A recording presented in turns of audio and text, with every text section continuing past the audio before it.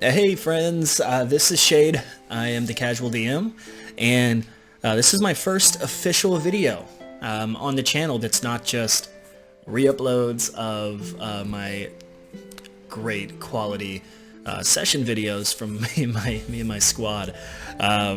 If you have watched any of those videos and you're not in my player party, thank you so much for taking the time to watch it. I know it's not easy. Audio's not great. Video quality's not great. Definitely not Dimension 20 or Critical Role here.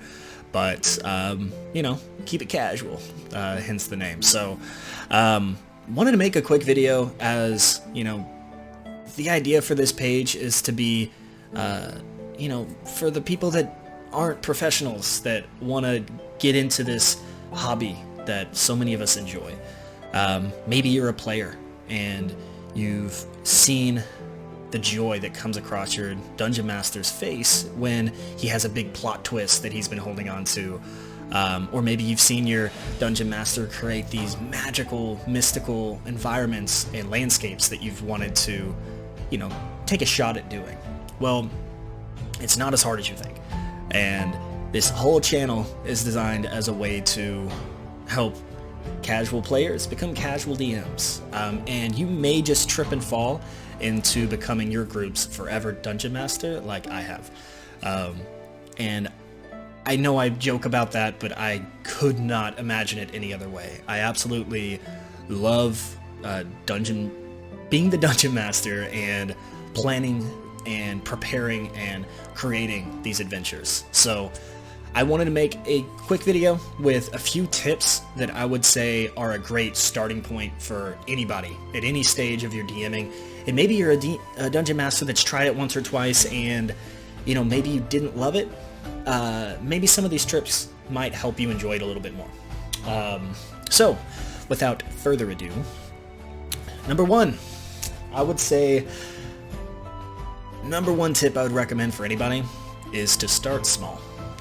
And I know that sounds trivial to say, but don't try to bite off a large-scale campaign.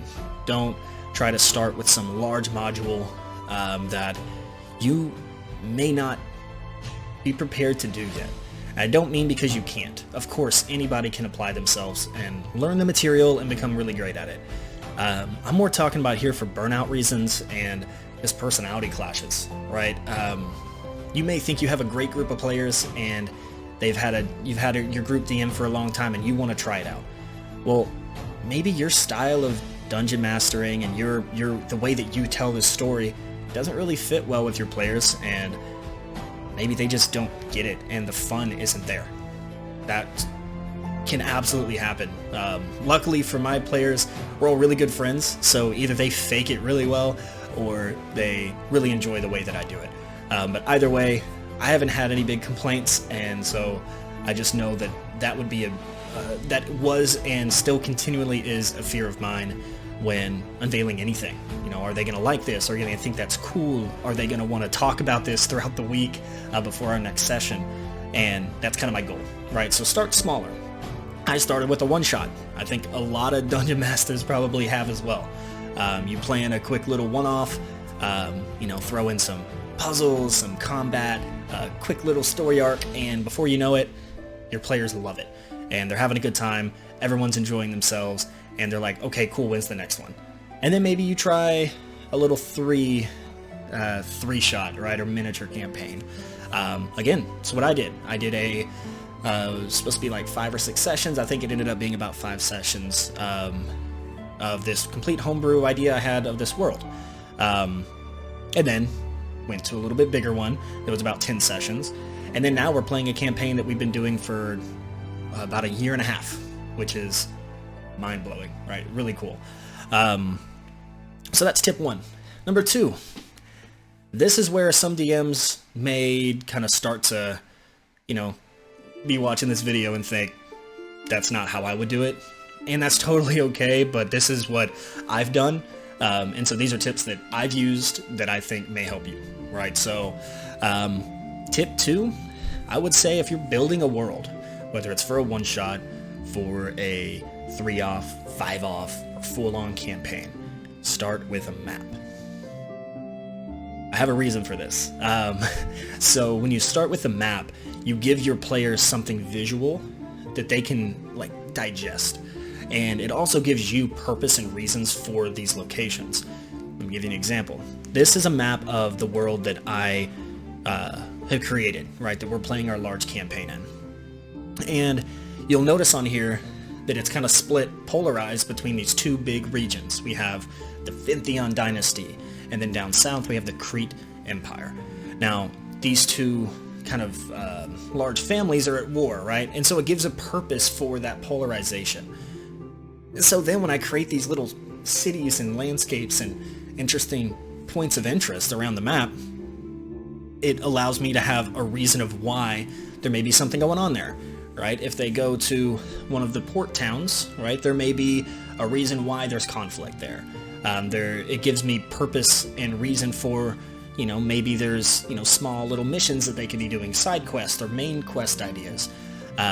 All in all, as you're building the map, even if you don't mean to, you can start creating this idea.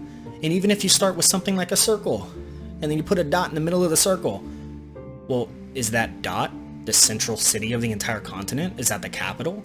Is that dot maybe a large mountain that divides the continent through a mountain range? Is that dot the entrance to a mine that goes underneath and digs inside? It doesn't matter, right? You start with that imaginative point, the dot in this case, and it can expand to whatever you want it to be, which ideally is the coolest part of being a dungeon master of your own homebrew world. Which leads me to point number 3. You don't have to use a homebrew world, and you don't have to use a module that you can purchase. Both have merit, right? If you like to improv everything and you want to keep your players on your toes, I'd say that creating a homebrew world may be perfect for you. If you prefer a little structure and you're a little more nervous about that improvisational part of it, and you want to have an answer for every question, a module is going to be perfect for you. There's no right answer here. I've personally never done a module as a DM. I've played them, and I've enjoyed playing them as a player, but as a DM, I've never done that, because I've always had some spark of an idea that created this landslide of events, and before I know it, I have this whole thing written down and these NPCs created and blah blah blah. But there's no right way. So whatever you're thinking about doing, as long as you start it and you come to an end, go for it, right? Number 4. Fourth tip that I would give is, as a new casual DM, play with your friends first. Now, I know some people may not have a large group of friends that are all interested in playing D&D. Trust me, I didn't either. I was originally invited by my brother-in-law to play with some of his friends that I had not even really met yet.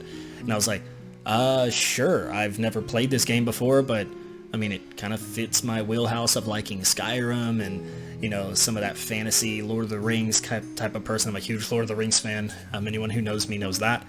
And so I was like, yeah, you know what? Yeah, I'll do this. I'll make a little character. It'll be fun. That swung open a door of possibilities. We played that game for months, and then my girlfriend at the time, now wife, was interested in playing, and so was my sister, who is my brother-in-law's wife, started playing as well, and it just became this weird, almost initiation rite of, if you're a friend of mine, you have to play D&D at least once. And even the acquaintances that we meet, they're like, oh yeah, I've heard of Dungeons and Dragons. I'm like, you should try it. And if they do and they don't like it, that's fine. I've only had one person that I've ever played with that it's not for them. Sometimes people just don't know. So I understand if you don't have a lot of friends that play D&D. My tip is ask them to play. You would be so shocked. And the beauty of it as being a new DM, DMing for people who haven't played, they have no point of reference. They can't be like, oh, well, my last DM did this. They don't know. They don't know good or bad. It's like a teenager having their first kiss, right? They don't know if it's good or bad. They're just happy to be doing it. And that's kind of the idea that I go with whenever I'm DMing for new players, is that I don't need to be Matthew Mercer or any of these, high-level dungeon masters. I just want to create something that they're going to have fun with, and as long as at the end of the session they maybe had a twist or a turn they didn't see coming and they walk away smiling, job well done, Shade. Like, good job. That was fun. And then my last tip, I would say, for a casual DM would be, if you're playing a game that has multiple sessions, good note-taking on your end becomes huge, especially the more you play, because you'll realize that some of those improv moments where you kind of make up a name on the spot or create a tavern or a library or a smith, you may be surprised that your players may come back to that area, and you improv'd the name of that, the location of that, and now they're asking to go back there and you can't remember what it is. Again, not the end of the world. You're playing with your friends, they all enjoy it.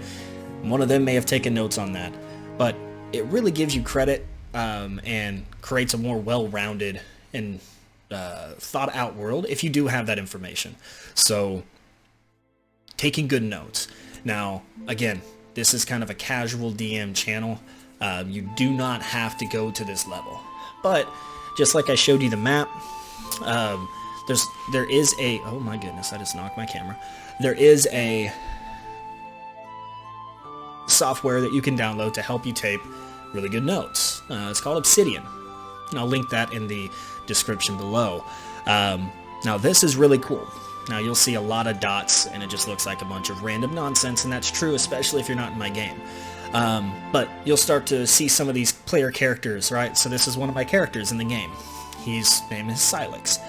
And all of these, all of these little pinpoints are connected to him in some way, right? He's from Findlewind, which is that location down there. He's been to Fort Darien, and Lydia and Clara, these are his siblings, and so these are all people that he knows. So when I click on his name, it pulls up his information that I've taken notes on him, his class information, his all of the different specifics, and these are just really cool things that you don't have to do in such specific you don't have to go as deep with all of this, but it is helpful if you have your gods listed out, and you have different groups and items and NPCs, goodness, the list goes on, player characters, points of interest in different locations. You can get very specific. Things like this, again, you don't have to use this software and go as in depth, but I will tell you, as a Dungeon Master for a campaign that's now gone on for a while, this stuff comes really handy when you have to reference quickly back to something. But even if it's just a 1 or 2 session campaign or a little one-shot, having good notes either pre-session or post-session makes your job way easier. That's about it for the tips that I got for this video. I don't expect this to have a ton of reach. I'm really not like a YouTuber or a vlogger or anything crazy like that. I'm a guy who, as you can see, likes to do crafts and stuff like that. I like to DM for my friends, and if a few people watch this and enjoy it, awesome. But if you do end up enjoying the video and you feel like I've earned a follow or a subscribe or a like on the video, that'd be really great. It would be cool to kind of see this channel grow, and maybe it'll allow me to feel comfortable making a little bit more specific videos, maybe putting a little more effort into editing and things like that. But for now, hopefully this helped, and if you have any specific questions that you think, someone like me may be able to answer that you've had, feel free to leave a comment on the video, and hope you guys have a great rest of your day.